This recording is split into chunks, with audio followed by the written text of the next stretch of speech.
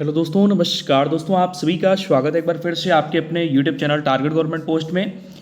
सभी प्यारे भाई बहन जो आरपीएफ एग्जाम देने जा रहे हैं, आरपीएफ कांस्टेबल एग्जाम देने जा रहे हैं, सिपाही भर्ती परीक्षा के लिए तैयारी कर रहे हैं, वो सभी लोग जुड़ सकते हैं। नीचे दी गए रेड कलर की सब्सक्राइब बटन दबा के और बगल में दी गई घंटी जरूर दबा लें, ऑल पे क्लिक कर लें, जिससे आने वाले सभी क्लासों के नोटिफिकेशन आपको मिल सके।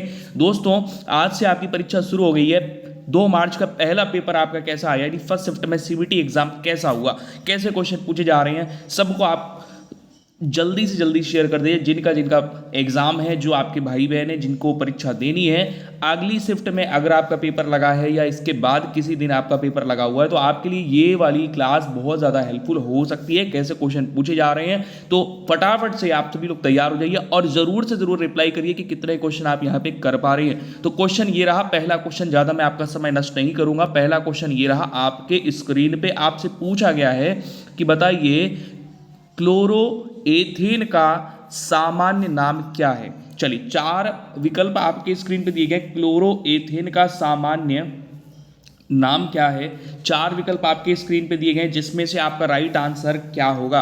दोस्तों, यहाँ पे राइट आंसर हो जाता है क्लोरोफार्म नहीं है। जो लोग क्लोरोफार्म कर रहे हैं उनका गलत है। ऑप्शन नंबर बी जिन लोगों ने किया उनका बिल्कुल करेक्ट आंसर है option number B, vinyl chloride. Right, अगले क्वेश्चन की तरफ चलेंगे। अगला क्वेश्चन ये रहा, सेकंड नंबर आपके स्क्रीन पे। आपसे यहाँ पर पूछा गया है, निम्न में से जिम्नास्टिक्स से कौन सा शब्द संबंधित नहीं है। अब देखिए यहां पर क्या है ना कि जिम्नास्टिक्स से कौन सा शब्द संबंधित नहीं है।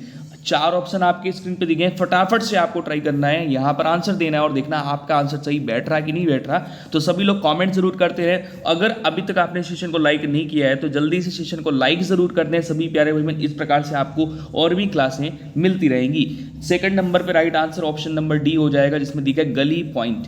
ठीक है ना। नेक्स्ट क्वेश्चन पे आ जाएंगे। अगला क्वेश्चन ये रहा आपके स्क्रीन पे। आपसे यहां पर ये पूछा जा रहा है, बताइए कि केंद्र और राज्यों के बीच शक्तियों के वितरण का प्रावधान भारतीय संविधान की किस अनुसूची में किया गया है। वेरी इंपॉर्टेंट क्वेश्चन है। तीसरे नंबर पे देखिए क्वेश्चन, अब कई दिन पेपर चल रहा है तो रिपीट भी होंगे। ठीक है, समझदार हैं आप। तो यहां पर तीसरा नंबर क्वेश्चन आपके स्क्रीन पे है। तीसरे नंबर पे आपसे पूछा जा रहा है कि केंद्र और राज्यों के बीच शक्तियों के वितरण का प्रावधान भारतीय संविधान की किस अनुसूची में किया गया है। तो राइट आंसर जो लोग यहां पर कर रहे हैं, 7वीं अनुसूची बिल्कुल करेक्ट आंसर है ऑप्शन नंबर ए। अगले क्वेश्चन की तरफ चलेंगे। अगला क्वेश्चन ये रहा आपकी स्क्रीन पे, चौथा नंबर है। इसमें है अरमाकोंडा शिखर किस पर्वत श्रृंखला में स्थित है। 4 विकल्प आपके स्क्रीन पे हैं। अरमाकोंडा शिखर किस पर्वत श्रृंखला में स्थित है। जल्दी से आंसर करिए सभी प्यारे भाई बहन। पूर्वी घाट, ऑप्शन नंबर क्या, पूर्वी घाट बिल्कुल करेक्ट आंसर होगा। देखिए आंसर जब पता चल जा रहा है तो भी आप कमेंट करिए, आंसर देने के लिए कमेंट करिए। देखिए आप गलत भी आंसर करेंगे ना, तो मान लीजिए इस तरह का क्वेश्चन पेपर में पूछा गया तो आपको तुरंत याद आएगा कि ये क्वेश्चन हमने वहां पढ़ा था और इसका आंसर ये, क्योंकि गलती करके जो सीखते हैं वो भूलते नहीं। कन्नौज का युद्ध किसके बीच लड़ा गया। चलिए जल्दी से बताएंगे। 5वां नंबर क्वेश्चन आपकी स्क्रीन पे, ऑप्शन नंबर डी बिल्कुल राइट हो जाएगा, मुगल और शेरशाह। ठीक है ना, ध्यान रखेंगे, मुगल और शेरशाह के बीच लड़ा गया। नेक्स्ट कब लड़ा गया था ये तो पूछा जा सकता है, तो 1540 में। ठीक है ना। नेक्स्ट अगले क्वेश्चन पे आ जाएंगे। अगला क्वेश्चन ये रहा, आपसे पूछ रहा है कि स्वेज नहर जोड़ती है। तो 4 विकल्प आपके स्क्रीन पे हैं, जिसमें है काला सागर को कैस्पियन सागर से, ठीक है, काला सागर को कैस्पियन सागर से, लाल सागर को अरब सागर से, भूमध्य सागर को लाल सागर से। तो यहाँ पे जो करेक्ट आंसर है वो ये हो जाएगा, भूमध्य सागर को लाल सागर से स्वेज नहर जोड़ती है। ठीक है, भूमध्य सागर को लाल सागर से। अगला क्वेश्चन ये रहा आपके स्क्रीन पे। चलिए यहाँ पर आंसर करेंगे। 7वें नंबर में आपसे कह रहा है कि तरल माध्यम में किसी वस्तु की घूर्णन गति की घटना का निरीक्षण द्वारा किया जाता है। अब देखो, तरल माध्यम में किसी वस्तु की घूर्णन गति की घटना जो होती है, इसका निरीक्षण द्वारा किया जा सकता है। तो किसके द्वारा किया जा सकता है, तो ये देखिए नियम यहां पर होता है जिसको बोलते हैं मैग्नस प्रभाव। क्या होता है? मैग्नस प्रभाव, इसको बोलते हैं मैग्नस प्रभाव, ये एक डेफिनेशन है, ठीक है ना। अगला क्वेश्चन यहाँ पर ये रहा आपके स्क्रीन पे, मोस्ट इंपॉर्टेंट 8वें नंबर पे कह रहा उर्दू का प्रसिद्ध गीत सारे जहां से अच्छा किसने लिखा। 4 विकल्प है, किसको आंसर नहीं आता? सबको आता होगा, फटाफट से आंसर कर देंगे जल्दी से, मोहम्मद इकबाल, ठीक है ना। क्या करेंगे? ऑप्शन नंबर बी यहाँ पे राइट हो जाएगा आपका। अगले क्वेश्चन की तरफ चलेंगे, 9वां नंबर क्वेश्चन आपकी स्क्रीन पे है, इसमें है फीफा का पूरा नाम क्या है। देखिए फीफा जो है ये पूछा ये भी जा सकता है कि फीफा जो है किस प्रतियोगिता में दिया जाता है। तो ये क्या है कि फुटबॉल में दिया जाता है, मतलब किस खेल से संबंधित है? तो फुटबॉल से संबंधित है, ठीक है। तो फीफा जो है ये इसका पूरा नाम क्या होगा? फेडरेशन इंटरनेशनल डे फुटबॉल, ठीक है, वो तो समझ में ही आ रहा है, फुटबॉल एसोसिएशन, ठीक है ना। तो ऑप्शन नंबर बी यहाँ पे राइट हो जाएगा, federation international day football association. अगला क्वेश्चन ये रहा 10वां नंबर आपकी स्क्रीन पे है, संविधान के अनुच्छेद 15 में किसी भी नागरिक के आधार पर भेदभाव के निषेध का उल्लेख है। चलिए फटाफट से आंसर करेंगे यहाँ पे। 10वें नंबर पे आपका राइट आंसर क्या हो जाएगा? तो जो लोग आंसर कर रहे हैं ऑप्शन नंबर डी, धर्म, जाति, लिंग अथवा जन्म स्थान। वेरी इंपॉर्टेंट, बहुत बढ़िया, सभी प्यारे भाई बहन आंसर करते हुए चलेंगे। और सेशन को जिन लोगों ने लाइक नहीं किया तो लाइक जरूर करेंगे। इसी प्रकार से अगली शिफ्ट के भी संभावित क्वेश्चन आपको मिलते रहेंगे। अगला क्वेश्चन ये रहा आपके स्क्रीन पे, 11वां नंबर है, आपसे कह रहा है कि उत्तरी गोलार्ध में कॉरियोलिस बल किस दिशा में आने वाली हवाओं को निष्प्रभावित कर देता है, ठीक है ना। थोड़ा सा यहाँ पे टाइपिंग मिस्टेक है, देखिएगा 11वां नंबर क्वेश्चन है, यहाँ पर कह रहा उत्तरी गोलार्ध में कॉरियोलिस बल बाईं दिशा से आने वाली हवाओं को निष्प्रभावित कर देता है। तो यहां पर क्या करोगे? बाई करोगे, ऑप्शन नंबर डी में दिया गया बाई। अगला क्वेश्चन ये रहा आपकी स्क्रीन पे, 12 नंबर है, इसमें है जैन उल अबिदीन। इसमें आपसे ये पूछ रहा है कि अपने सहिष्णु तो दोस्तों 12वें नंबर क्वेश्चन को हम लोग कर रहे थे। जैन उल अबिदीन अपने सहिष्णु विचारों के लिए जाना जाता था। वह किस साम्राज्य का सुल्तान था? मालवा, गुजरात, कश्मीर, बंगाल। तो राइट आंसर यहां पर हो जाएगा कश्मीर, ठीक है, कश्मीर साम्राज्य का सुल्तान जैन उल अबिदीन अपने सहिष्णु विचारों के लिए जाना जाता था, ठीक है ना। अगले क्वेश्चन की तरफ चलेंगे फटाफट से स्पीड में। अच्छा 13वें नंबर क्वेश्चन कह रहा है निम्न में से किस शब्द का संबंध कुश्ती खेल से है। तो ये खेल से संबंधित प्रश्न तो पूछे ही जा रहे हैं परीक्षा में, इसको छोड़ना नहीं है। 13 नंबर पे राइट आंसर ऑप्शन नंबर क्या हो जाएगा? ए बिल्कुल करेक्ट आंसर है। नेल्सन शब्द का संबंध कुश्ती खेल से है। चलिए अगले क्वेश्चन पे चलेंगे। अगला क्वेश्चन ये रहा 14 नंबर आपके स्क्रीन पे, आपसे कह रहा है कि केंद्र और राज्यों के बीच संबंधों का विवरण संविधान के किस भाग में दिया गया। ये तो आप छोड़ के ही नहीं आओगे क्योंकि संविधान को लेकर के क्वेश्चन बन रहे हैं। 14 नंबर क्वेश्चन पे राइट आंसर हो जाएगा 11वें भाग में। दोस्तों यहाँ पर ध्यान देंगे, संविधान के 11वें भाग में केंद्र और राज्यों के बीच संबंधों का विवरण दिया गया है। अगले क्वेश्चन पे चलेंगे। अगला क्वेश्चन ये रहा 15 नंबर आपकी स्क्रीन पर है, बगदाद किस नदी के किनारे स्थित है? बगदाद किस नदी के किनारे स्थित है? बगदाद किस नदी के किनारे स्थित है? लूनी नदी, नील नदी, फरात नदी या दजला नदी? तो यहाँ पे आंसर कर लेंगे दजला नदी के किनारे स्थित है। अगला क्वेश्चन ये रहा 16 नंबर है, उम्मीद है इसका क्वेश्चन का आंसर तो आप लोग कर पाएंगे, मैंने कई बार कराया है कि राज्यपाल का कार्यकाल कब तक होता है? राज्यपाल का कार्यकाल कब तक होता है? 5 वर्ष, मुख्यमंत्री की सहमति तक, राष्ट्रपति की इच्छा अनुसार, इनमें से कोई नहीं। तो भैया यहाँ पे राइट आंसर आप कर लोगे कि राज्यपाल का कार्यकाल राष्ट्रपति की इच्छा अनुसार तक होता है। ऑप्शन नंबर आपका सी बिल्कुल करेक्ट हो जाएगा, ठीक है। अगले क्वेश्चन की तरफ चलेंगे। अगला क्वेश्चन ये रहा 17 नंबर आपके स्क्रीन पे, यहां पर आपसे कह रहा है कि एशिया की सबसे लंबी नदी निम्न में से कौन सी है? 17 नंबर पे राइट आंसर देखिए, एशिया की पूछ लिया है सबसे लंबी नदी, तो क्या करोगे? ब्रह्मपुत्र नहीं है भाई, ब्रह्मपुत्र तो है ही नहीं। हांगो ये भी नहीं है, हांग हो भी नहीं है, तो कौन सी हो जाएगी? यंगत्से क्यांग नदी। ऑप्शन नंबर ए बिल्कुल करेक्ट है। चीन के शोक के रूप में भी इसे जाना जाता है। चलिए अगले क्वेश्चन पे आ जाएंगे। अगला क्वेश्चन ये रहा, आपके स्क्रीन पे 18 नंबर है। आपसे कह रहा भारतीय संविधान की, देखिए संविधान से कितने क्वेश्चन पुटअप हो रहे हैं। संविधान की 19वीं अनुसूची के अंतर्गत कौन सा अनुच्छेद जो है शामिल है? 18 नंबर पे राइट आंसर क्या होगा? तो यहां पर आपको संभावित क्वेश्चन मिलेंगे।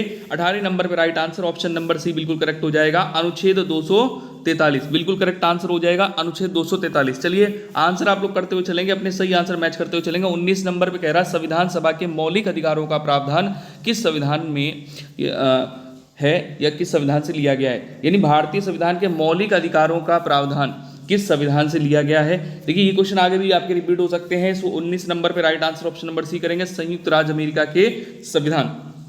सभी प्यारे विभिन्न सेशन को लाइक जरूर कर दें।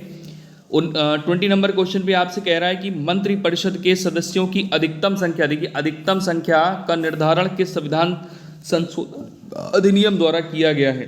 20 नंबर पे राइट आंसर क्या होगा? देखिएगा कि 91 नंबर का जो संशोधन हुआ था, संविधान संशोधन, तो यहां पर ऑप्शन नंबर ही राइट हो जाएगा। यानी 91 संविधान संशोधन अधिनियम द्वारा मंत्रिपरिषद के सदस्यों की अधिकतम संख्या का निर्धारण किया गया। ठीक है, अगले क्वेश्चन की तरफ चलेंगे। अगला क्वेश्चन ये रहा, आपकी स्क्रीन पे 21 नंबर है। आपसे कह रहा निम्न में से किस नृत्य शैली को मोहिनी नृत्य के रूप में जाना जाता है? तो राइट आंसर आप यहां पर क्या करेंगे? मोहिनी नृत्य के रूप में जाना जाता है। तो ये तो बहुत आसान सा क्वेश्चन है, सभी लोग आंसर करिए। मोहिनी अट्टम बिल्कुल करेक्ट आंसर है, मोहिनी अट्टम बिल्कुल करेक्ट आंसर है। ठीक है, कहाँ का है? ये केरल का है। चलिए अगले क्वेश्चन पे आ जाइए। अगला क्वेश्चन ये रहा, 22 नंबर आपके स्क्रीन पर है। 2011 की जनगणना के अनुसार कुल कृषि श्रमिकों में महिलाओं का प्रतिशत कितना है? चलिए फटाफट से आंसर करेंगे। 22 नंबर क्वेश्चन आपके स्क्रीन पे। 2011 की जनगणना के अनुसार कुल कृषि श्रमिकों में महिलाओं का प्रतिशत कितना है? तो आंसर हो जाएगा 55%। नेक्स्ट अगले क्वेश्चन पे आ जाइए। 23 नंबर क्वेश्चन आपके स्क्रीन पर कह रहा निम्नलिखित में से किस खेल की उत्पत्ति एशिया महाद्वीप में नहीं हुई है? वेरी इंपॉर्टेंट क्वेश्चन है। देखिए कबड्डी, लूडो, शतरंज, फुटबॉल, खेल से संबंधित प्रश्न आपको 2 से 3 मिल रहे हैं। 23 नंबर पे राइट आंसर ऑप्शन नंबर क्या करोगे? डी कर लोगे, फुटबॉल। फुटबॉल राइट आंसर हो जाएगा। फुटबॉल खेल की उत्पत्ति जो यूरोप महाद्वीप में हुई है, एशिया महाद्वीप में नहीं हुई है। ठीक है, चलिए अगले क्वेश्चन पे आ जाएंगे। अगला क्वेश्चन ये रहा, आपके स्क्रीन पर 24 नंबर है। कह रहा बजट घाटे की अवधारणाओं, बहुत इंपॉर्टेंट क्वेश्चन है आज के टाइम पे। बजट घाटे की अवधारणाओं में प्राथमिक घाटे का अर्थ क्या है? तो इसमें पहला ही आंसर जो दिया गया है, राजकोषीय घाटे और ब्याज भुगतान के बीच का अंतर। राजकोषीय घाटे और ब्याज भुगतान के बीच का अंतर राइट आंसर हो जाएगा। अगला क्वेश्चन ये रहा, आपके स्क्रीन पे 25 नंबर है। इसमें कह रहा निम्न में से किसका यह मानना है कि अर्थशास्त्र जीवन के सामान्य व्यवसायों में मानव व्यवसाय का अध्ययन है? 25 नंबर पे राइट आंसर क्या है? तो यहां पे देखिए रॉबिन दिया है, कार्ल मार्क्स है, एडम स्मिथ है। इसमें कह रहा है कि किसने कहा है, मतलब किसका कहना है या किसका यह मानना है कि अर्थशास्त्र जीवन के सामान्य व्यवसायों में मानव व्यवसाय का अध्ययन है? तो यहाँ पर देखिए एक ऑप्शन और है जो कि डी ऑप्शन है, इसमें है अल्फ्रेड मार्शल। बिल्कुल करेक्ट आंसर ऑप्शन नंबर आपका डी हो जाएगा। अगले क्वेश्चन पे आएंगे। 26 नंबर पे कह रहा है कि धुआंधार जलप्रपात किस नदी पर स्थित है? धुआंधार जल प्रपात किस नदी पर स्थित है? 26 नंबर पे राइट आंसर कर लेंगे, नर्मदा नदी पर स्थित है। ठीक है ना, नर्मदा नदी, ऑप्शन नंबर डी बिल्कुल राइट हो जाएगा। नेक्स्ट अगले क्वेश्चन पे आएंगे। 27 नंबर में कह रहा है कि प्रसिद्ध नाटक मृच्छकटिकम किसने लिखी है? 4 विकल्प आपकी स्क्रीन पे हैं। प्रसिद्ध नाटक है मृच्छकटिकम, किसने लिखी है? करेक्ट आंसर हो जाएगा शूद्रक ने। अगले क्वेश्चन पे आ जाइए। अगला क्वेश्चन यहाँ पे ये रहा 28 नंबर, कैंसर के इलाज में बाह्य विकिरण थेरेपी में निम्न में से उपयोग किया जाता है? 28 नंबर पे राइट आंसर क्या हो जाएगा? इसमें हो जाएगा कोबाल्ट 60। देखिए कैंसर के इलाज में जो बाहर से थेरेपी होती है ये कोबाल्ट 60 का उपयोग करके होती है। नेक्स्ट क्वेश्चन पे आ जाएंगे। अगला क्वेश्चन यहाँ पे 29 नंबर है, महिलाओं का लिंग परीक्षण किन ओलंपिक खेलों से शुरू हुआ? चलो, महिलाओं का लिंग परीक्षण किस ओलंपिक खेलों से शुरू हुआ? 29 नंबर पर राइट आंसर क्या करोगे? 1968 से शुरू हुआ। सभी लोग आंसर करते हुए चलेंगे, मैं क्वेश्चन रीड कर रहा हूं। ऑप्शन संभावित आपके स्क्रीन पे हैं। 30 नंबर पर राइट आंसर, किस समूह के सदस्य को आमतौर पर स्पंज कहा जाता है? किस समूह के सदस्य को आमतौर पर स्पंज कहा जाता है? तो राइट आंसर हो जाएगा पोरीफेरा। पोरीफेरा समूह के सदस्य को आमतौर पर स्पंज कहा जाता है। अगले क्वेश्चन पे आएंगे। 31 नंबर में, भारतीय संसद में प्रधानमंत्री की नियुक्ति संसद के किस सदन द्वारा की जाती है?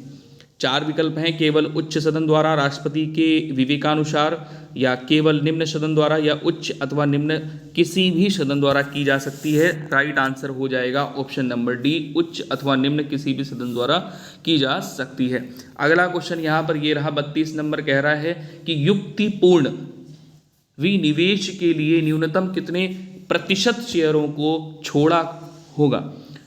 युक्तिपूर्ण विनिवेश के लिए न्यूनतम कितने प्रतिशत शेयरों को छोड़ा होगा? 32 नंबर पर right answer option number C हो जाएगा। देखिए, युक्तिपूर्ण विनिवेश के लिए न्यूनतम 51% शेयरों को छोड़ना होगा। ठीक है, छोड़ा होगा या छोड़ना होगा यहाँ पे होना चाहिए। चलिए अगले क्वेश्चन पे आ जाएंगे। 33 नंबर पे, भारत पाकिस्तान के बीच की सीमा रेखा, ये मोस्ट इंपॉर्टेंट है, पता होना चाहिए आपको। 33 नंबर पे राइट आंसर ऑप्शन नंबर क्या करके आए हैं? ऑप्शन नंबर ए करेंगे। क्या करेंगे? Red Cliff line. अगला क्वेश्चन ये रहा आपके स्क्रीन पे 34 नंबर, कोशिकाओं में पाई जाने वाली बेलनाकार संरचनाएं जिन्हें सेंट्रीओल कहा जाता है, निम्न में से कौन सी है? 34 नंबर पे राइट आंसर क्या करोगे? ऑप्शन नंबर सी कर लोगे, सोम, सेंट्रीसोम कहा जाता है। अगले क्वेश्चन पे आ जाएंगे। अगला क्वेश्चन 35 नंबर है, एक कोशिका अथवा कृंतक द्वारा संपूर्ण पौधे को विकसित करने की क्षमता क्या कहलाती है? मतलब एक कोशिका अथवा कृंतक द्वारा संपूर्ण पौधे को विकसित करने की क्षमता क्या कहलाती है? दोस्तों अगर सही से आप पढ़ोगे तो पूर्ण सख्तता क्या कहलाती है? पूर्ण सख्तता। अगले क्वेश्चन पे आ जाएंगे। अगला क्वेश्चन यहाँ पे 36 नंबर है। इसमें पूछा गया है कि पिछोला झील निम्न में से किस राज्य में स्थित है? चलिए झील वगैरह पढ़ के जाइए जिससे आपका क्वेश्चन गलत ना हो। राजस्थान की झील है, राजस्थान में स्थित है पिछोला झील। अगले क्वेश्चन पे आ जाएंगे। 37 नंबर में आपसे कह रहा है, स्लोप वाली बेटर दीवारें किस सल्तनत के स्थापत्य की प्रमुख विशेषता है? ये क्वेश्चन मैं पहले करवा चुका हूं, तो राइट आंसर आप लोग क्या करेंगे? तुगलक। नेक्स्ट क्वेश्चन पे आ जाइए। अगला क्वेश्चन 38 नंबर है, राज्यपाल द्वारा रोके गए किसी राज्य अधिनियम के संबंध में राष्ट्रपति के पास किस प्रकार का वेटो, जिसको निषेधाधिकार कहते हैं, निषेधाधिकार होता है? राज्यपाल द्वारा रोके गए किसी राज्य अधिनियम के संबंध में राष्ट्रपति के पास किस प्रकार का निषेधाधिकार होता है?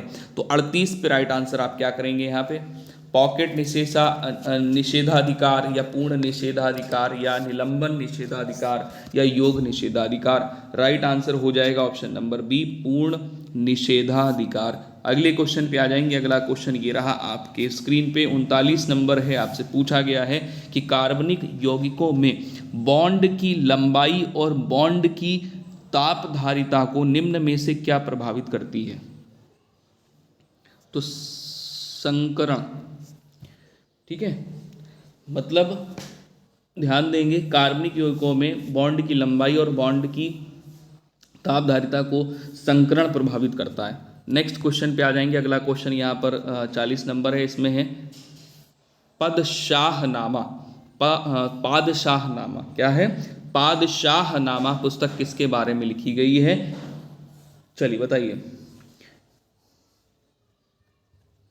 ये शाहजहां के बारे में लिखी गई है। नेक्स्ट अगले क्वेश्चन पे आ जाएंगे। पीली क्रांति किसके उत्पादन से संबंधित है? तो सबको पता होगा, गलती हो ही नहीं सकती कि पीली क्रांति किससे संबंधित है, तो ये तिलहन से संबंधित है। किससे? तिलहन से संबंधित है। ठीक है। अगर श्वेत क्रांति पूछेगा दुग्ध से, मत्स्य उत्पादन, नीली क्रांति है, तो सब पता रहना चाहिए। रजत क्रांति अंडा संबंधित है। लाल क्रांति टमाटर संबंधित है। गुलाबी क्रांति झींगा मछली उत्पादन से संबंधित है। चलिए, गोल क्रांति आलू उत्पादन से संबंधित है। 42 नंबर राइट आंसर क्या करोगे? निम्नलिखित में से किस प्रकार के जंगल भारत में सर्वाधिक पाए जाते हैं? ये तो मोस्ट इंपॉर्टेंट है, पता होना चाहिए सबको। उष्णकटिबंधीय आर्द्र पर्णपाती जंगल। ठीक है ना? क्या करेंगे? उष्ण कटिबंधीय आर्द्र पर्णपाती प्रकार के जंगल भारत में सर्वाधिक सबसे ज़्यादा पाए जाते हैं। अगला क्वेश्चन है 43 नंबर। हिंदी की प्रसिद्ध पुस्तक, इसमें पद्मावत किसने लिखी है? राइट आंसर हो जाएगा option number B, Malik Mohammad Jayasi ने। राइट। अगले क्वेश्चन पे आ जाइए। अगला क्वेश्चन ये रहा आपके स्क्रीन पे। 44 नंबर में कह रहा है पानीपत की पहली लड़ाई में बाबर ने किसे पराजित किया? इब्राहिम लोदी को। किसको किया था? इब्राहिम लोदी को किया था। पानीपत की प्रथम लड़ाई हुई कब थी? तो 1526, ध्यान होगा आपको। चलिए अगले क्वेश्चन पे आ जाएंगे। अगला क्वेश्चन ये रहा आपके स्क्रीन पे। 45 नंबर है। 45 में कह रहा जलीय दाब द्वारा कौन सा तनाव उत्पन्न होता है? तो ये जो जलीय दाब द्वारा उत्पन्न तनाव होता है, ये आयतनिक तनाव होता है। सभी प्यारे भाई बहन ज़्यादा से ज़्यादा शेयर करिए जिनका आगे एग्जाम लगा हुआ है, अगली शिफ्ट में पेपर है ना। उम्मीद है आप लोगों ने एग्जाम स्टडी तो अपना देख ही लिया होगा। बाकी तैयारी अच्छी रखिए, मेहनत करते रहिए, प्रैक्टिस सेट जरूर देते रहिए, और जो मैं आपको यहाँ पर करवा रहा हूँ ये भी आप लोग ज्वाइन करते रहिए, जिससे आपको संबंधित क्वेश्चन मिलते रहें। चलिए 45 नंबर पर right answer option number D बिल्कुल करेक्ट हो जाएगा। अगला क्वेश्चन ये रहा आपके स्क्रीन पे। निम्नलिखित में से कौन सा खेल हाथ से हाथ का मुकाबला है? तो सबको पता है भाई कि हाथ से हाथ का मुकाबला कौन सा होता है? जूडो खेल होता है। जूडो खेल हाथ से हाथ मुकाबला होता है। ठीक है, ये इस मार्शल आर्ट का रहता है और हाथ से हाथ का मुकाबला होता है। तो यहाँ पर जूडो खेल कर लेंगे। ऑप्शन नंबर आपका ए बिल्कुल करेक्ट हो जाएगा। अगला क्वेश्चन 47 नंबर है। मध्यकालीन भारत में ग्रांड ट्रंक रोड किसके द्वारा बनवाई गई थी? सभी प्यारे भाई बहन सेशन को लाइक जरूर करें अगर आप सही क्वेश्चन का आंसर दे पा रहे हैं और सीख पा रहे हैं। इंपॉर्टेंट क्वेश्चन यहाँ पर कर पा रहे हैं। ये क्वेश्चन आपके लिए है, आपके लिए मेहनत की जा रही है, तो वही सेशन को लाइक जरूर करें। 47 पर right answer option number C बिल्कुल करेक्ट कर लेंगे, शेरशाह। नेक्स्ट क्वेश्चन पे आ जाएंगे। अगला क्वेश्चन यहाँ पर 48 नंबर है। इसमें है प्रकाश विद्युत धारा का अधिकतम मान कहलाता है। प्रकाश विद्युत धारा का अधिकतम मान कहलाता है। देखो भाई अधिकतम जोड़ दिया है ना, तो आप यहाँ पर थोड़ा परेशान हो सकते हैं। यहाँ पर है सीमित धारा, संतृप्त धारा, अधिकतम धारा और असंतृप्त धारा। देखिए असंतृप्त होगा नहीं, अधिकतम या संतृप्त में आप क्या आंसर करना चाहोगे? तो संतृप्त धारा बिल्कुल करेक्ट आंसर हो जाएगा। प्रकाश विद्युत धारा का अधिकतम मान संतृप्त धारा कहलाता है। राइट। अगले क्वेश्चन पे आ जाएंगे। अगला क्वेश्चन ये रहा आपके स्क्रीन पे। 49 नंबर है। अर्जेंटीना और उरुग्वे में पाए जाने वाले शीतोष्ण घास के मैदान क्या कहलाते हैं? चलिए आंसर करेंगे तो इसको बोलते हैं, आपसे घास के मैदान के लिए अगर पूछे तो मोस्टली आप आंसर करोगे पंपास। अगला क्वेश्चन ये रहा आपके स्क्रीन पे। 50 नंबर है। निर्वाचन क्षेत्रों के परिसीमन का आधार किस प्रकार के बहुमत द्वारा किया जा सकता है? पूर्ण बहुमत द्वारा, समावेशी बहुमत द्वारा, प्रभावी बहुमत द्वारा या विशिष्ट बहुमत द्वारा? निम्न में पे राइट आंसर क्या होगा? आप कमेंट करके इसका आंसर हमें जरूर देंगे कमेंट सेशन पे। कमेंट सेशन पे सबको आंसर देना कि आप सही आंसर यहाँ पर कौन सा करेंगे। क्लास अच्छी लगी हो तो लाइक जरूर करें, शेयर करें अपने दोस्तों के साथ में। अगर अभी तक नहीं जुड़ा है तो नीचे दिए गए रेड कलर के सब्सक्राइब बटन दबा लें, घंटी जरूर दबा लें, ऑल पे क्लिक कर लें, इससे आपको सभी क्लासों की नोटिफिकेशन मिल पाए। जय हिंद।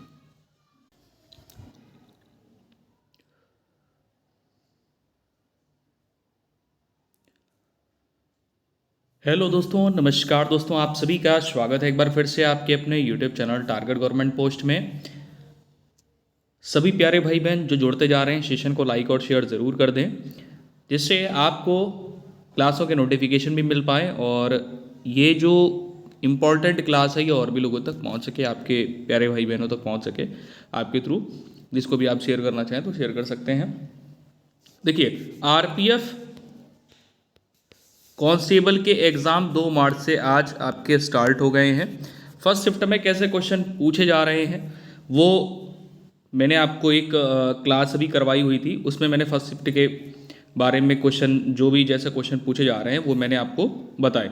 अब यहाँ पर देखिए आप लोगों द्वारा दिए गए जो क्वेश्चन हैं रीजनिंग के कैसे क्वेश्चन पूछे जा रहे हैं, तो यहाँ पर हम लोग रीजनिंग के क्वेश्चन करने जा रहे हैं। रीजनिंग में आपके कैसे क्वेश्चन पूछे जा रहे हैं, ठीक है, रीजनिंग में कैसे क्वेश्चन पूछे जा रहे हैं देखिए, क्योंकि अगर आप रिव्यू ले रहे हैं, देख रहे हैं, समझ रहे हैं और आपकी जो पढ़ाई है, क्या आपने जो तैयारी करी है उसमें ऐसे क्वेश्चन आपने पढ़े हैं या नहीं पढ़े हैं। हालांकि पढ़े हैं तो बहुत अच्छी बात है, नहीं पढ़े तो देख लीजिए कैसे क्वेश्चन, किस टाइप के क्वेश्चन पूछे जा रहे हैं, क्या आप इन क्वेश्चनों को मिनटों में कर लेंगे। चलिए, क्योंकि समय आपको पता है कि समय लिमिटेड है और 120 क्वेश्चन आपको करने हैं। चलिए, तो पहला क्वेश्चन ये रहा आपके स्क्रीन पे, देखिए पहला क्वेश्चन ये रहा आपके स्क्रीन पर। आपसे पूछा गया कि पहले समूह में प्रस्तुत तर्क के आधार पर दूसरे समूह में प्रश्न चिन्ह का स्थान आपको बताना है कि यहां पर कौन सा विकल्प होगा। देखिए, आरपीएफ की कंप्लीट तैयारी के लिए आप सभी लोग जुड़ सकते हैं। नीचे दिए गए रेड कलर की सब्सक्राइब बटन दबा करके और बगल में घंटी दबा लें, ऑल पे क्लिक कर लें, जिससे आपको सभी क्लासों के नोटिफिकेशन समय से मिल सकें। और दोस्तों, डेली मैं आपको इसी प्रकार से क्लासें करवाता रहूँगा, आप अपनी तैयारी और भी बेहतर कर सकते हैं। आपको यहाँ पर प्रैक्टिस सेट भी मिल रहे हैं, टॉप 10 मैंने प्रैक्टिस सेट भी आप लोग को दे रखे हैं। साथ ही साथ मैं आपको डेली रिव्यू के हिसाब से आपको क्वेश्चन भी करवा रहा हूँ कि कैसा क्वेश्चन पेपर आ रहा है, कैसे क्वेश्चन पूछे जा रहे हैं, संभावित क्वेश्चन भी मैं करवा रहा हूँ। 58 नंबर क्वेश्चन आपके स्क्रीन पर आपको दिख रहा होगा। देखिए, टी है। अब बाएं पक्ष में जिस प्रकार का संबंध आपको दिख रहा है वही संबंध आपको दाएं पक्ष में रखना है, और कौन सा विकल्प आपका यहाँ पे सही हो जाएगा कमेंट करके जरूर बताइए। चलिए, इस क्वेश्चन को कैसे करेंगे। आप यहाँ पर देख रहे हैं कि टी जो है ये अंग्रेजी वर्णमाला में, टी की अगर बात करें तो अंग्रेजी वर्णमाला में ये 20वें नंबर पे आता है, 20 नंबर पे आता है अंग्रेजी वर्णमाला में टी, ठीक है। और ई 5वें नंबर पे आता है। अंग्रेजी वर्णमाला में कौन सा अल्फाबेट किस नंबर पे आता है ये आपको याद होना चाहिए, पता होना चाहिए। यानी यहाँ पर इसने क्या किया है, -15 किया हुआ है। ऐसे ही 24वें नंबर पर आपका एक्स आता है, और एक्स में अगर आप -15 कर देंगे तो यहाँ पर आपको कौन सा अल्फ़ाबेट मिल जाएगा, तो ये आपको ध्यान रखना है। तो देखिए, 24 में से अगर आप माइनस करोगे तो आपको यहाँ पे 9 मिलेगा, और 9वें नंबर पे क्या आता है, आई। तो राइट आंसर यहाँ पर क्या हो गया, आई। बिल्कुल सही है, आप लोग भी आंसर कर सकते हैं। जो क्वेश्चन आपको सही लग रहा है आंसर जरूर करिए, और ज़रूर बताइए कि कौन सा क्वेश्चन आपका गलत हुआ। और सॉल्यूशन भी यहाँ से आप देख सकते हैं। और जो श्रृंखला आई है, हो सकता है कि इसमें से कोई ऑप्शन आपका ना मैच कर रहा हो, या हो सकता है कि श्रृंखला मैच ना कर रही हो, जैसी बताई गई उसके अनुसार से श्रृंखला बनाई गई है। अच्छा, यहाँ पर देखिएगा क्वेश्चन आपके स्क्रीन पे। अब ये 16 है, 16 से 21 बन रहा है, यानी बढ़ते हुए क्रम में है ना, 16 से 21 बन रहा, बढ़ते हुए क्रम में है। अब यहाँ पर आप देखोगे बढ़ते हुए क्रम में, मल्टीप्लाई नहीं कर रहा। 16 में अगर मल्टीप्लाई करेंगे तो संख्या क्या होगी, 21 से ज़्यादा हो जाएगी। यानी यहाँ पर क्या कर रहा होगा, प्लस कर रहा होगा। तो कितना प्लस कर रहा है, देखिए 16 में 5 प्लस करेगा तो 21 बनेगा, राइट। अब यहाँ पर तो मल्टीप्लाई कर रहा है, क्योंकि 21 में अगर 2 से गुणा करते हैं तो 42 बनता है। तो यहाँ पर 2 से चलिए मल्टीप्लाई कर लिया, 2 से मल्टीप्लाई कर लिया। इसके बाद में आप देखोगे तो 42 से 47 यानी 42 से 47 बना, क्या, प्लस करके, राइट। अब 47 में क्या कर रहा है यहाँ पे, फिर ये मल्टीप्लाई कर रहा है। यानी आपने देखा कि अल्टरनेट में पहले +5 करता है, उसके बाद में मल्टीप्लाई 2 करता है, फिर +5 कर रहा है, फिर मल्टीप्लाई 2 कर रहा है। अब बारी किसकी है, +5 करने की। तो +5 अगर आप यहाँ पर करोगे तो आपको 99 आंसर मिलेगा, यानी ऑप्शन नंबर आपका बी बिल्कुल करेक्ट हो जाएगा। जो लोग ये करके आए बिल्कुल सही आंसर है। नेक्स्ट क्वेश्चन की तरफ चलेंगे। अगला क्वेश्चन ये रहा आपके स्क्रीन पे। भाई सेशन को लाइक जरूर कर दिया करें सभी प्यारे भाई बहन, जिससे आपको क्लासों के नोटिफिकेशन भी प्राप्त हो सकेंगे और आपका प्यार और सपोर्ट भी मिल सकेगा। देखिए, रेगुलर जो भी मैं वीडियो डालूंगा, मान लीजिए नोटिफिकेशन नहीं पहुंच पाई, तो आपके यूट्यूब के प्लेटफॉर्म पे ये जो भी वीडियो पोस्ट होगी, जो भी क्लासें आपकी होंगी, वो आपको शो करेगा, ठीक है। तो लाइक जरूर किया करिए। देखिए, ये क्या होता है कि लाइक अगर आप करते हैं तो हमें भी आपकी तरफ से आउटपुट मिल पाता है कि क्लास आपको कैसी लग रही, चीज़ें आपको समझ में आ रही हैं अच्छे से। निम्न 5 में से 4 किसी तरह के समूह हैं, ठीक है, और इसलिए वे आपस में एक समूह बनाते हैं। इनमें से कौन सा एक समूह से संबंधित नहीं है, ध्यान देना। अब देखो कैसे निकालोगे, अल्फ़ाबेट दे दिए हैं कॉमा लगा करके। तो जी आपका जो है मैं थोड़ा सा जूम कर लूँ। जी 7वें नंबर पे आता है, सी तीसरे नंबर पे आता है, ठीक है। आई है, थोड़ा छोटा लिख लेते हैं, 7, 3, 9, 10 और ये 5। अब भाई इस प्रकार से आप अगर देखोगे तो ये जो नंबर आपको दिख रहे हैं, 7 हो गया, 3 हो गया, 9 हो गया और 5 हो गया, ये कैसे नंबर हैं? ये कैसे नंबर हैं? ये नंबर हैं विषम, बोले तो ऑड नंबर है कि नहीं है? हैं? और यहाँ पर जो 10 दिया गया है ये कैसा है? सम नंबर है, यानी इवन नंबर है, राइट। तो हमारा आंसर यहाँ पर जो सही होगा वो ऑप्शन नंबर सी राइट हो जाएगा, ठीक है। आसान है ना, आसान ही आएगा। बस आप यहाँ पर ये देखिए कैसे क्वेश्चन पूछे जा रहे हैं। 61 नंबर क्वेश्चन पे आएंगे। 61 नंबर क्वेश्चन आपके स्क्रीन पे है, ध्यान देंगे। यहाँ पर कह रहा है कि जॉन ने एक लड़की से कहा, क्या कहा भाई जॉन ने? जॉन ने एक लड़की से कहा, तुम्हारे पिता मेरे पिता की माँ के इकलौते बेटे के एकमात्र संतान है। थोड़ा सा बस समझने की ज़रूरत है, उस लड़की का जॉन से क्या संबंध है। मतलब जॉन ने कहा, जॉन ने एक लड़की से कहा कि तुम्हारे पिता यानी लड़की के पिता मेरे पिता की माँ के इकलौते बेटे, यानी जॉन के पिता, मतलब क्या कहा उसने कि तुम्हारे पिता मेरे पिता की माँ के इकलौते बेटे के एकमात्र संतान है। समझ गए? मेरे पिता की माँ यानी जॉन की दादी के एकमात्र संतान है, इकलौते बेटे, मतलब जॉन के पिता यानी जॉन की बात हो रही, तो उस लड़की का जॉन से क्या संबंध है? भतीजी।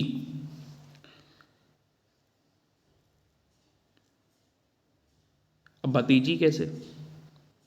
भतीजी ऐसे हो गई कि देखिए जॉन ने एक लड़की से इशारा करते हुए कहा, ठीक है, इशारा करते हुए कहा कि तुम्हारे पिता, ये उसके पिता हो गए, पिता मेरे पिता की माँ यानी ये उसकी माँ हो गई कि इकलौते बेटे, इकलौते बेटे के एकमात्र संतान है। तो उस लड़की का जॉन से क्या संबंध है? भाई ये जॉन के पिता हैं, राइट। ये कौन है? जॉन के पिता हैं। और ये कौन है? उस लड़की के पिता हैं, राइट। तो ये इकलौती माँ है ना, समझ रहे हैं? एक ही माँ है, माँ के इकलौते बेटे के एकमात्र संतान उसके पिता हैं। तो बहन हो नहीं सकता, कजिन हो नहीं सकता, नातिन हो नहीं सकता, भतीजी ही यहाँ पे राइट आंसर हो जाएगा। लेकिन यहाँ पर एक बात और है कि भाई भतीजी ना होकर के पुत्री होता ऑप्शन में तो ज़्यादा सही था, ठीक है। क्योंकि यहाँ पर सीधी सीधी बात एक इकलौते बेटे को लेकर के आ रही है, तो ऑप्शन यहाँ पर गलत है, पुत्री होना चाहिए था। चलिए बहुत सिंपल सा है, बस ऑप्शन को लेकर के कन्फ्यूज़न थोड़ा सा। 62 नंबर पे आ जाएंगे। दी गई आकृति में इसका जल प्रतिबिंब बताना है। अब आकृति क्या है? पहले आकृति दी जाती थी, अब आकृति को बदल करके यहाँ पर अल्फ़ाबेट दे देते हैं। अब जल प्रतिबिंब बनाना है, मतलब जल प्रतिबिंब बनेगा तो कैसे बनेगा? अगर बी को यहाँ पर इस प्रकार से रखेंगे तो बी कैसे बनेगा? बी बिल्कुल बी जैसा ही दिखेगा। सी को यहाँ रखेंगे तो सी बिल्कुल सी जैसा ही दिखेगा। आई को यहाँ पे रखेंगे तो आई बिल्कुल आई जैसा दिखेगा। अब टी को रखेंगे तो टी इस प्रकार से आपको दिखेगा। ई को अगर रखेंगे तो ई बिल्कुल ई जैसा ही दिखेगा। अब यहाँ पर इसका आपको जल प्रतिबिंब बताना है, तो जल प्रतिबिंब बनेगा तो कैसा बनेगा? अब ए है, मान लीजिए ए ऐसा है, तो ए कैसा बन जाएगा? ए इस प्रकार से बन जाएगा। तो यहाँ पे जो सही आंसर आपको दिख रहा है वो कौन सा दिख रहा है? कोई दिख रहा है? नहीं, तो ये तो गलत है, ये भी गलत है, ये भी गलत है, यही सही होगा, ठीक है। चलिए अगले क्वेश्चन पे आ जाएंगे। अगला क्वेश्चन ये रहा 64 नंबर, निम्न 5 में से 4 किसी तरह से समान हैं और इसलिए वे आपस में एक समूह से संबंधित नहीं है। मतलब यहाँ पर कह रहा है कि एक ऐसा है जो इस समूह से संबंधित नहीं है। तो कौन सा इस समूह से संबंधित नहीं है ये आपको देखना है। देखिए साइलेंट की अगर बात करें तो आप ऑफिस में जाते हैं, साइलेंट, क्वाइट, शांत है लिखा रहता है। म्यूट मतलब ये भी मौन हो गया, चुप एकदम, आवाज़ नहीं निकलनी चाहिए, राइट। ये तीन तो देखा जाए तो इनके अर्थ समान हो गए हैं। अब बात आती है डंब का। तो डंब मतलब क्या होता है, गूंगा जो बोल ना सके। तो लगभग इन चार के जो अर्थ हैं कैसे हैं, वो सिमिलर हैं। तो ये ऑडिबल हो गया। ऑडिबल मतलब होता है सुनाई देने योग्य, इसका अर्थ होता है ऑडिबल मतलब जो सुनाई दे रहा है, मतलब सुना जा सके। तो यहाँ पर एक ऐसा विकल्प आपको चुनना था जो इस समूह से संबंधित नहीं है। तो ऑप्शन नंबर डी बिल्कुल राइट हो गया। अगले क्वेश्चन की तरफ चलेंगे। 66 नंबर क्वेश्चन, पहले युग्म में प्रस्तुत तर्क के आधार पर दूसरे युग्म में प्रश्न चिन्ह का स्थान दिया गया है, आपको बताना है। तो पहले युग्म के अनुसार अब यहाँ पर दिया गया है, देखो मिल्क। मिल्क क्या है, ड्रिंक है। मिल्क क्या है, ड्रिंक है। अब मिल्क को पिया जाता है तो ड्रिंक हो गया। बाइक को चलाते हैं तो क्या करेंगे, राइड कर देंगे। सही हो गया ना, नहीं कर पाओगे, कर पाओगे ना, पेपर में पूछा जाएगा तो बहुत बढ़िया। अगले क्वेश्चन पे आ जाओ। 67 नंबर में, निम्न 5 में से 4 किसी एक तरह से समान है और इसलिए वे आपस में एक समूह बनाते हैं। ठीक है, कौन सा इस समूह से संबंधित नहीं है। देखो अब इस क्वेश्चन को कैसे करोगे आप, फटाफट से बताइए।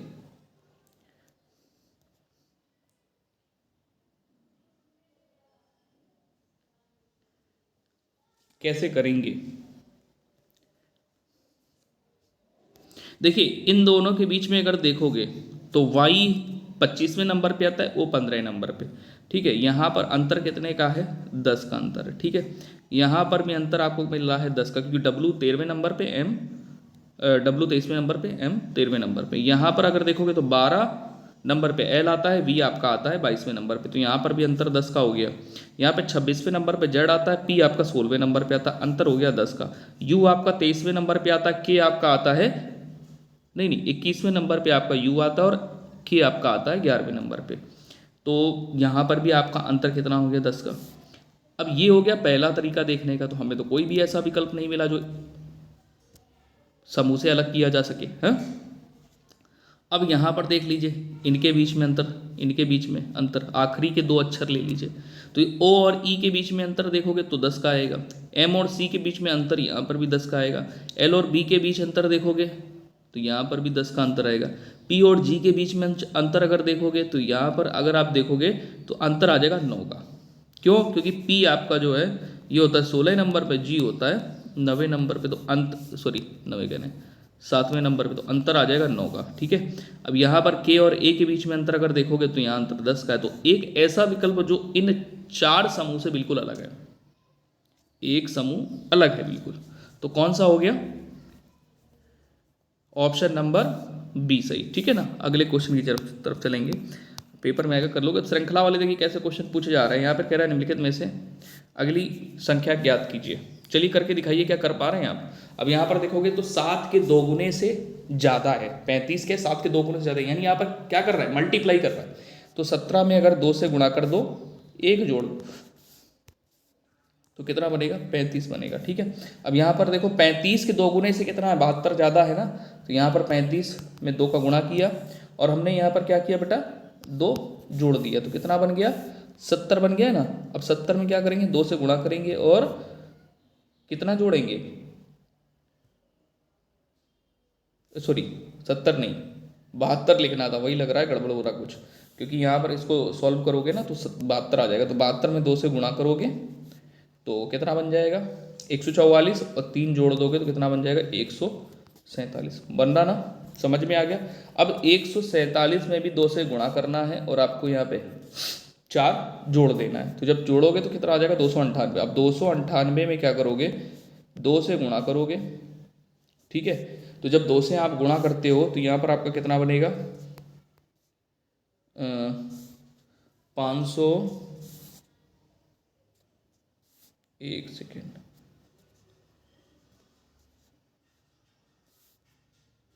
596 बनेगा, ठीक है। और यहाँ पर आप क्या करोगे, देखो 4 जोड़ा था, अब यहाँ पे 5 जोड़ोगे तो कितना हो जाएगा, 601 आ जाएगा। 601 यहाँ पर दिख रहा है, ऑप्शन नंबर बी राइट हो जाएगा, ठीक है। समझ में आ गया। चलो अगले क्वेश्चन की तरफ चलो।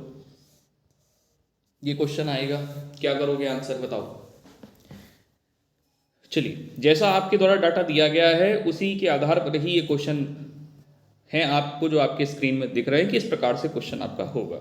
चलिए, यहाँ पर 70 नंबर क्वेश्चन है। जो क्वेश्चन जिस प्रकार से पूछे जा रहे हैं वही पैटर्न पे यहाँ पर आपको क्वेश्चन कराए जा रहे हैं। संभावित क्वेश्चन है तो आपके लिए बहुत इंपॉर्टेंट है। कल पेपर है या आपकी अगली सप्ताह में पेपर है या कल के बाद पेपर है, तो आपके लिए बहुत ज़्यादा हेल्पफुल ये क्लास होने वाली है। 70 नंबर मैं आपको सब कुछ करा रहा हूँ। देखिए, जीके क्लास में दे चुका हूँ, रीजनिंग हो गया आपका, ठीक है ना। इसके बाद में आपको मैं मैथ्स के भी क्वेश्चंस कराऊंगा, कैसे क्वेश्चन पूछे जा रहे हैं कि इसको लेकर के बच्चा बड़ा जीके में अगर उसको समस्या तो जीके की ज़्यादा वीडियो देखेगा, है ना। मतलब देखेगा क्या भाई, वो तो जानना चाहेगा ना कैसे क्वेश्चन आ रहे हैं, कैसे पेपर में क्वेश्चन पूछे जा रहे हैं, कैसे हमें पढ़ना है, हमने क्या पढ़ा है, वो सही है कि नहीं सही है। मान लीजिए 2-4 दिन का समय मिल रहा है तो और अपने आप को बेहतर बना लेगा तैयारी के लिए, है ना। चलो यहाँ पर देखिएगा कैसे करोगे। एम एन की पुत्रवधू है, एम एन की पुत्रवधू है। एम जो है वो एन की पुत्रवधू है, यानी पुत्र की पत्नी, राइट। आगे बोलता है जिसकी पुत्री ओ है। एम जो है एन की पुत्रवधू है, जिसकी पुत्री ओ है, यानी किसकी, एन की पुत्री ओ है। ओ पी की बहन है।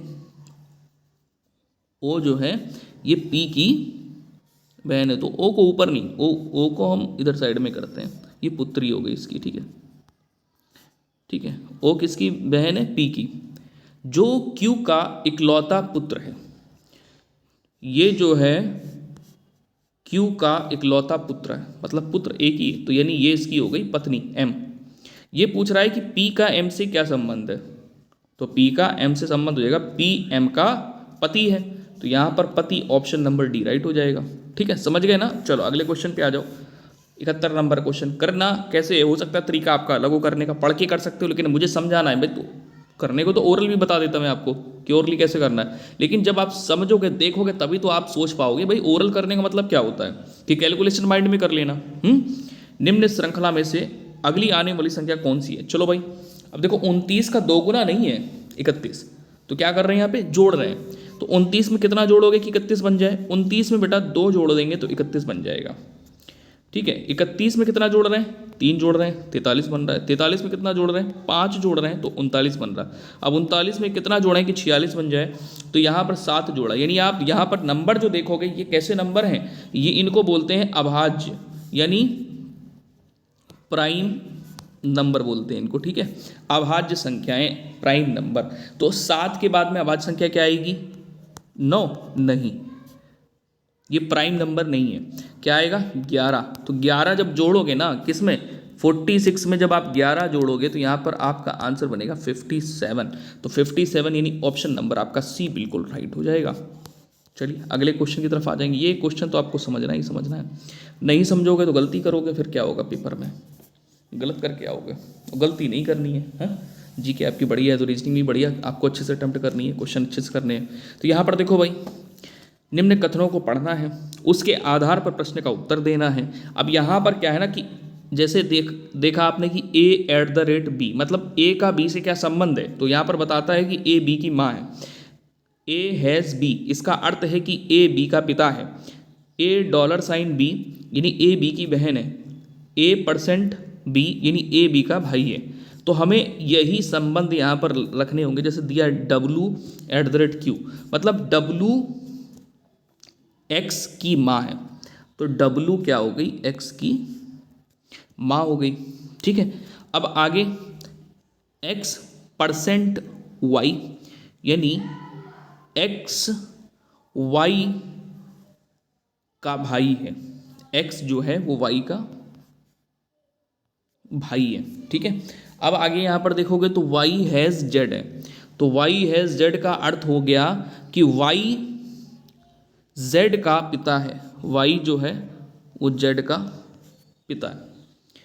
आगे प्रश्न में पूछा गया है कि x की पत्नी z से कैसे संबंधित है, मतलब यहाँ पर एक्स की पत्नी आ गई, एक्स की क्या है, वाइफ है, जो भी वाइफ हो, कोई भी वाइफ हो सकती है, कुछ भी नाम हो सकता है, मतलब नहीं है मैं उससे, लेकिन कह रहा है कि जो एक्स की पत्नी है का जेड से क्या संबंध होगा।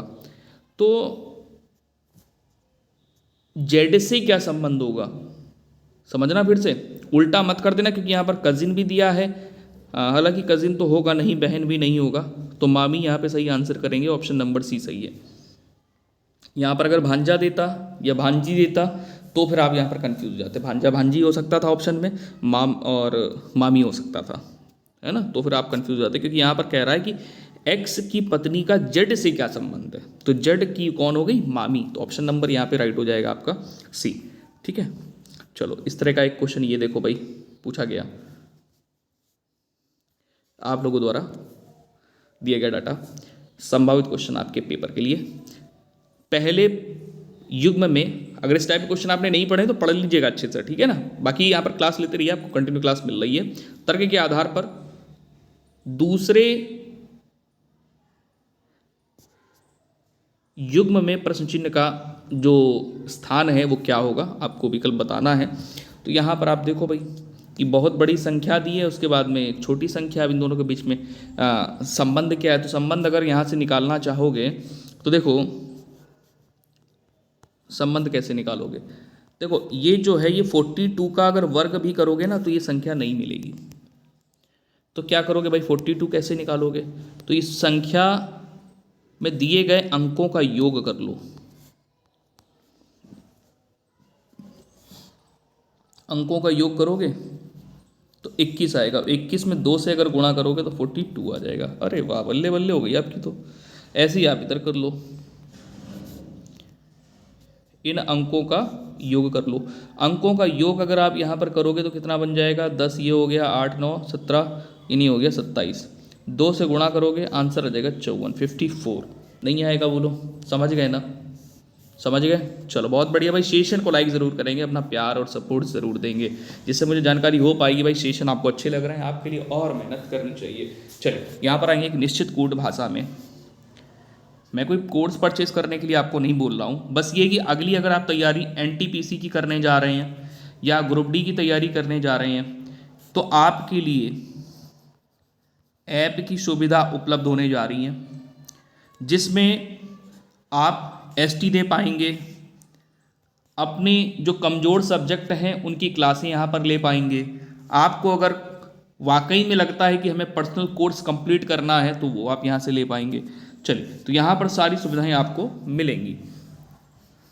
होता है ना, कम पढ़ करके भी लोगों की नौकरी लग जाती है, कैसे लग जाती है, हमें वो पढ़ना है जो पेपर में पूछा जा रहा है। चलिए अगला क्वेश्चन ये रहा आपके स्क्रीन पे। अब भाई देखो यहाँ पर क्या है, कहता है कोडिंग एंड डिकोडिंग का है, स्पीच को इस रूप में कूट किया जाता है, तो उसी कूट भाषा में इसको किस प्रकार कूट किया जाएगा। तो यहाँ पर भाई आ जाओ, एस का अगर आप देखोगे तो एस का विपरीत अक्षर एच होता है, पी का विपरीत अक्षर क्या होता है,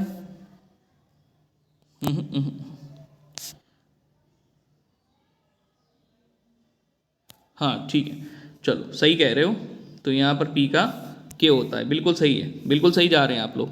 और ई का विपरीत अक्षर क्या होता है, अरे क्या हो रहा, ई का विपरीत अक्षर क्या होता है, वी होता है, ठीक है। सी का विपरीत अक्षर एक्स होता है, एच का एस होता है। याद कैसे करोगे, जैसे एच है तो हाई स्कूल हो गया विपरीत अक्षर, ठीक है, के है तो कानपुर हो गया विपरीत अक्षर, एवेल हो गया विपरीत अक्षर, ठीक है, क्रैक्स हो गया विपरीत अक्षर, ठीक है, समझ में आ रहा है। अब जैसे यहाँ पर दिया है बी, बी का विपरीत अक्षर क्या होता है, बॉय, वाई होता है। यू का विपरीत अक्षर क्या होता है, फुल होता है, एफ यू डबल एल होता है फुल, तो वही एफ हो गया। एस का विपरीत अक्षर अभी हाई स्कूल बताया, एच हो गया। टी का, तो टी के लिए क्या होता है, जी टी रोध, तो जी हो गया। एल का लब होता है, ओ हो जाएगा। ई का एवेल होता है, तो अभी बताया था वी हो गया। तो यहाँ पर मैच कर लो जरा, आपका सही ऑप्शन आपको कौन सा मिल रहा है,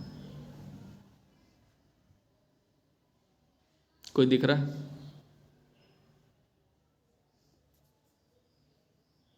गलती है यहाँ पे, ऑप्शन गलत है, यहाँ पर जी कर लो, यही सही करो, ऑप्शन गलत है बेटा, क्या करोगे। चलो टाइपिंग मिस्टेक हो जाती है कभी कभी।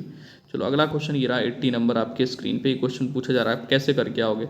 यहाँ पर आप कथन देखना है, अब कथन देखना है और कथन के अनुसार यहाँ पर आप देखेंगे कथन में कि 3 कथन दिए गए हैं।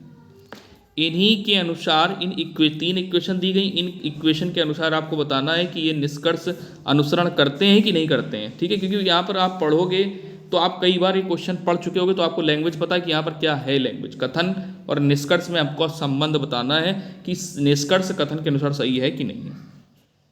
इस प्रश्न में संबंध दर्शाने वाले 3 कथन दिए गए हैं, उनसे संबंधित 3 निष्कर्ष दिए गए हैं। कथनों को सत्य मानते हुए ये तय करना है कि कथन के संबंध में कौन सा निष्कर्ष पूरी तरह से सत्य है। ठीक है, समझ गए ना। अब यहाँ पर इस पे आ जाओ, निष्कर्ष पे। टी बड़ा है एम से, ये बोल रहा है। अब आप देखो टी इन 3 इक्वेशन में देखो, टी एम से क्या बड़ा है, टी एम से क्या बड़ा है। तो यहाँ पर आप देखोगे तो देखो कैसे निकालना है, समझो निकालना। यहाँ पर इक्वेशन में कॉमन क्या है, इन दोनों इक्वेशन में देखोगे तो सी कॉमन है। तो आपने देखा कि जो सी है उससे एम बड़ा है। ठीक है, और यहाँ पर आपने क्या देखा कि सी से बड़ा कौन है, टी है सी से बड़ा। तो ये सिचुएशन यहाँ पर बन रही है क्या कि टी एम से बड़ा, कह सकते हैं, नहीं कह सकते ना, तो ये हो गया गलत।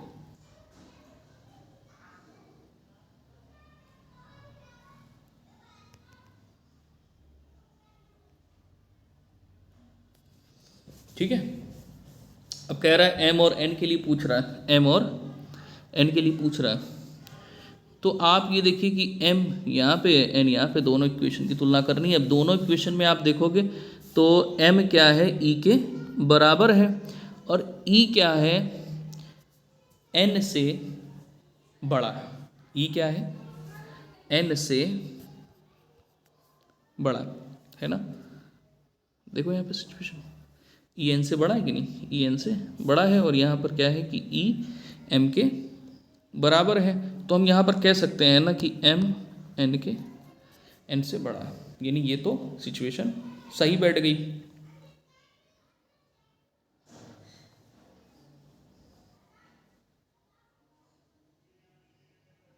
ठीक है, अब आगे आ जाओ, इसमें आ जाओ तीसरे वाले निष्कर्ष में।